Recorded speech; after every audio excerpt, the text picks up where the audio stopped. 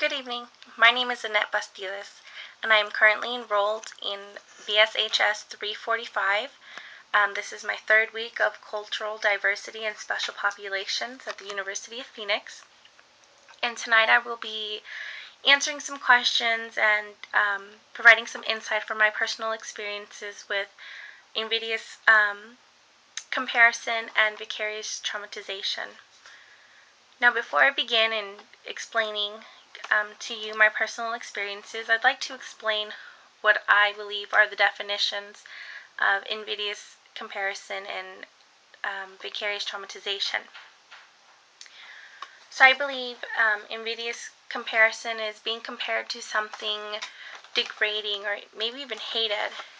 For example, how maybe some African Americans were compared to gorillas and monkeys just by the presence of their skin, or how some of us Mexicans are referred to as cockroaches because we're good for nothing, and we're pests here in America, or even Caucasian Americans.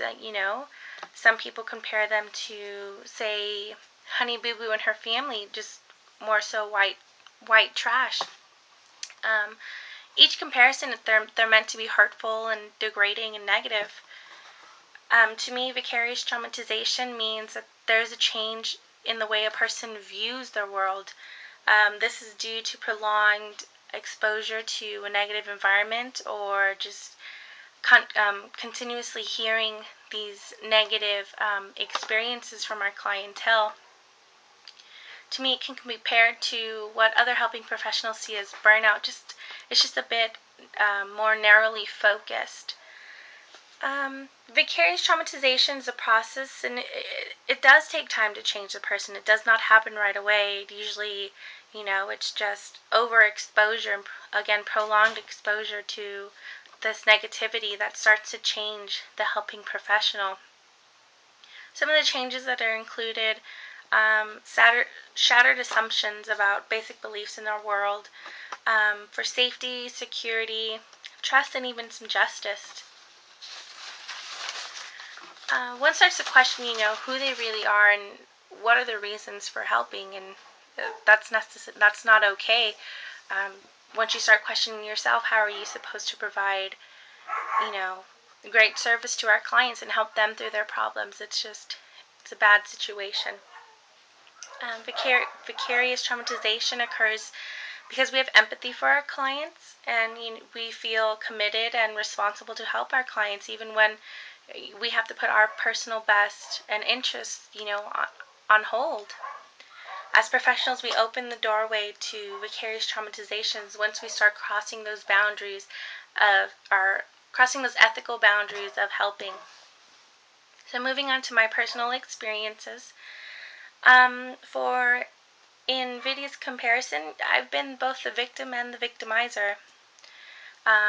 Some of my experiences with being the victim is, being a Mexican in America. It's, people have different stereotypes and ideas about Mexicans, and no matter how hard you work to try and break the stereotypes or show someone that you're not just like everybody else, from your culture, or the stereotype in your culture.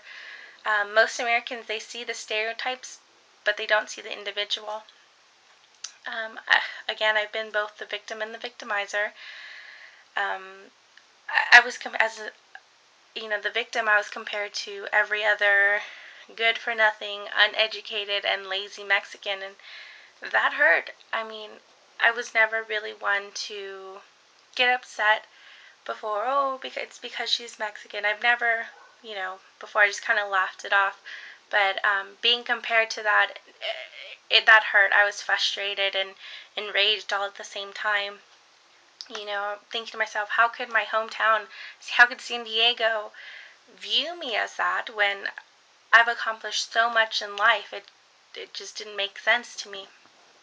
And on the other hand, I've been the victimizer. I've been the first one to judge a book by its cover. I've been, the first one just to see a stereotype and not the individual for who they are. And, you learn from your lessons. It's not an easy lesson to learn, but if you're going to sit there and put it out there, you're going to have to deal with the repercussions of your actions. My experiences with vicarious traumatization, like, goes more so from, I've always been the one where friends and family members, strangers even, and coworkers, they just come to me for seeking advice, or seeking some kind of relationship, or for someone to tell them that they're right, and their situation is not their fault or something. It's always been like that, even before I chose to come into the helping field. It takes a toll on you, and it's not the best feeling in the world to know, for you to start questioning yourself, and for you to start changing your views again on the world, because that's exactly what happened. For years and years, I would have people come to me and tell me their stories, and it just it kind of made me hate people in a sense. I mean, I would love to hear you know people's stories and try to help in any way that I could to make sure that they were okay, but it just it changes your view for the rest of the world, and that, again, that's not okay. You start putting up these barriers and walls that are hard to break down, once you've created such a strong barrier, and that's something that I don't think that I'd ever want to experience again. This assignment has been a learning experience for me personally. I mean, I've developed, my own techniques for de-stressing over the years, and doing the research for this assignment has really provided me with more strategies to utilize through that. So moving on, the first topic I'm going to discuss is stopping invidious comparison. And there are several ways to stop this, and the most basic of them all is for us, as helping professionals, parents, grandparents, and role models, to stop generalizing and stereotyping a gender,